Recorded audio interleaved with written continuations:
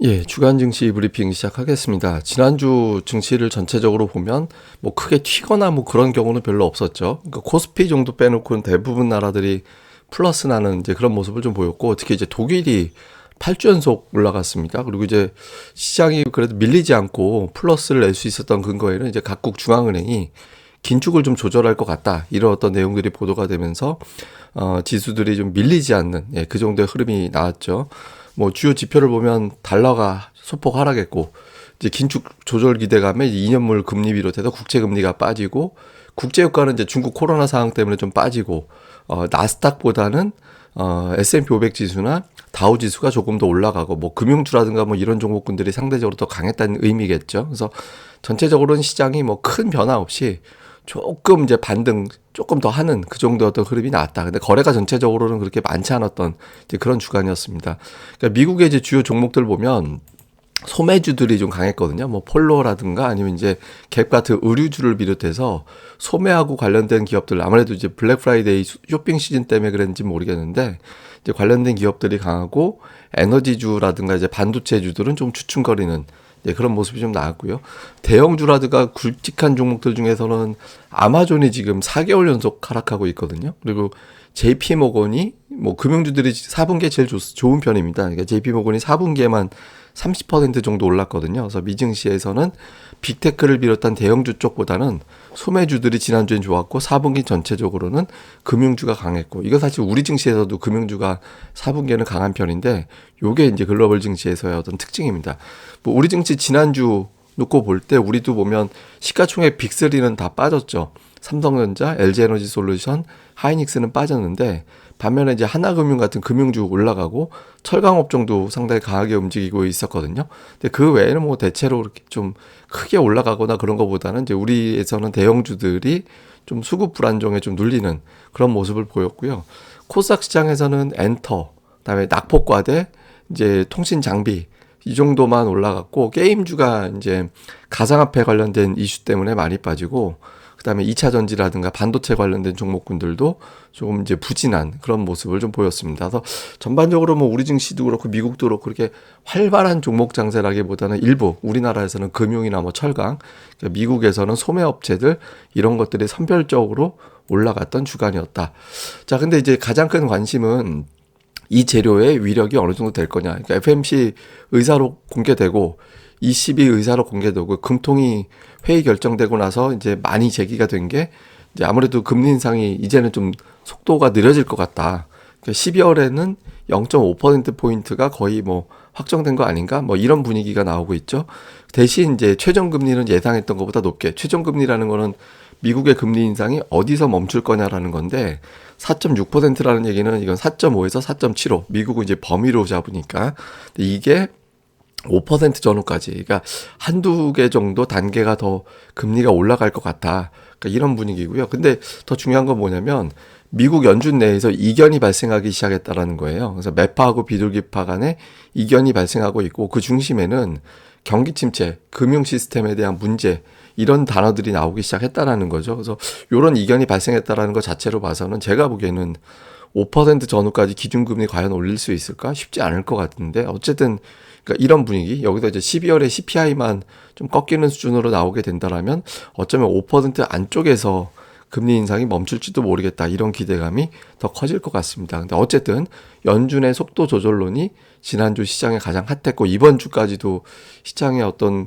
긍정적인 메시지를 줄 수 있는데, 이게 이제 내년도 6월 금리 인상 전망이거든요.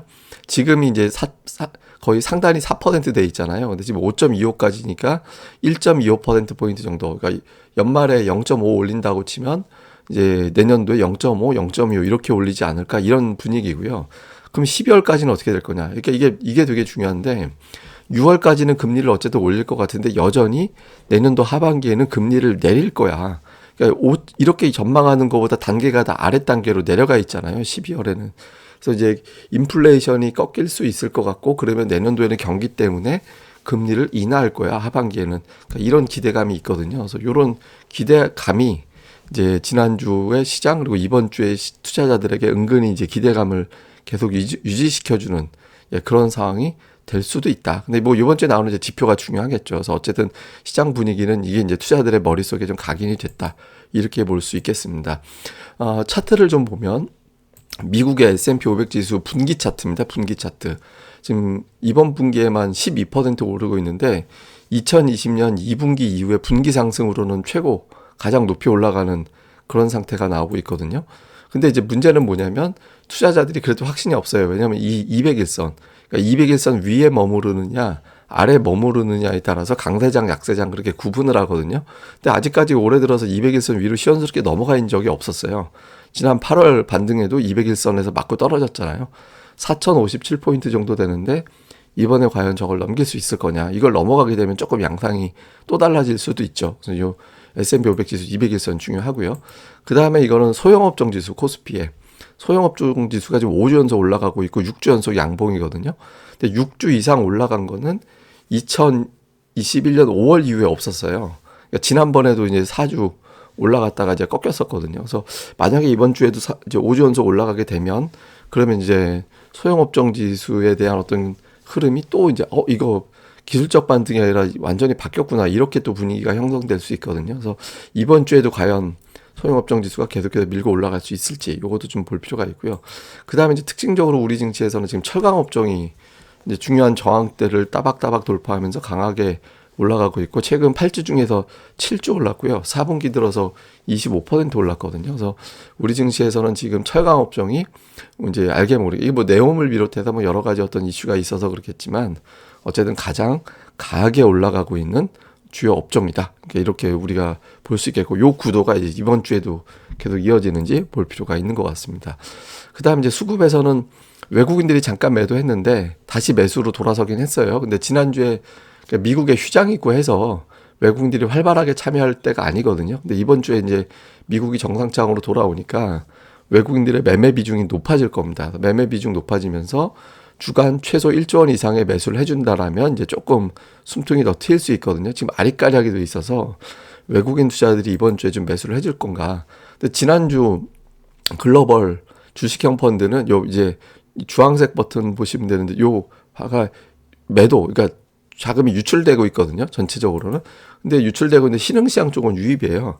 신흥시장은 주식은 유입, 채권은 유출 이렇게 되고 있거든요. 그래서 신흥시장 쪽은 긍정적인데 다만 중국을 주로 매수하고 있습니다. 그러니까 우리나라라든가 인도, 대만도 그렇게 열심히 매수하다가 이제 좀 주춤거렸고, 근데 아까 말씀드린 대로 이번 주에 외국인 투자들 휴장이 끝나고 이제 돌아오는 시기라 신흥시장에 자금은 계속 들어오고 있다라는 거는 긍정적.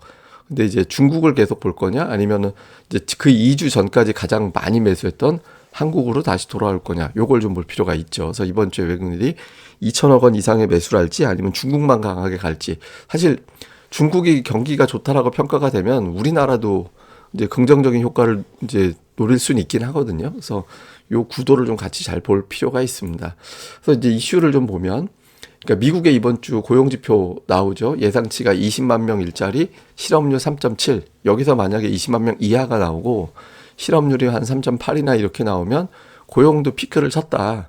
금리 인상 속도 더 저조될 수 있다. 뭐 그 외 여러 가지 지표가 있겠지만 뭐 이제 뭐 제조업 지표라든가 물가 관련된 지표도 나오거든요. 근데 투자자들이 이제 고용이 좀 피크를 쳤으면 이런 어떤 기대가 있잖아요. 그래서 그거까지 나오게 된다라면 시장은 연준이 확실히 그 인상 속도 조절하겠다라는 쪽으로 더 근접할 수 있거든요. 가장 중요한 변수고요.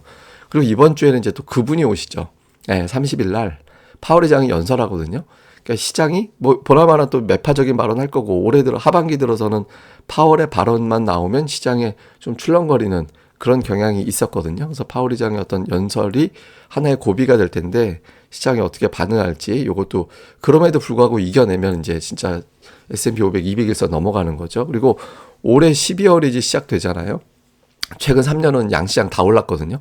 그래서 올해도 12월에도 연속해서 올라갈 수 있을 거냐. 이거는 아까 말씀드렸던 외국인들 수급을 보면서 판단을 해야 됩니다. 왜냐하면 대형주들 빅3가 지난주에 다 빠졌기 때문에 외국인들이 컴백이 안 되면 근본적으로 지수가 올라가기 어렵거든요. 그래서 그 구도, 다음에 지난주에 뭐 네옴 관련주, 통신 장비, 그 다음에 이제 뭐 그 전에 뭐 중국 소비주 뭐 이런 것들이 좀 쭉 돌았죠. 그 전에 이제 반도체도 한번 돈 적이 있었고, 그래서 요 구도가 이제 계속 최근에 강한 건 이제 뭐 금융주하고 철강 이런 것들이 강하고 네옴 관련주들 강하고 이런 구조인데 요 구도가 그대로 굳어지느냐 아니면 이제 턴어라운드 실적이 이제 긴축 피크를 핑계로 이제 바닥으로 돌아서는 걸로 갈 거냐 그래서 이제 바닥주로 갈 거냐 요 구도 좀 볼 필요가 있죠. 그러니까 외국인들이 컴백을 해서 매매 비중이 커질 때 어느 쪽을 볼지 요걸 볼 필요가 있습니다.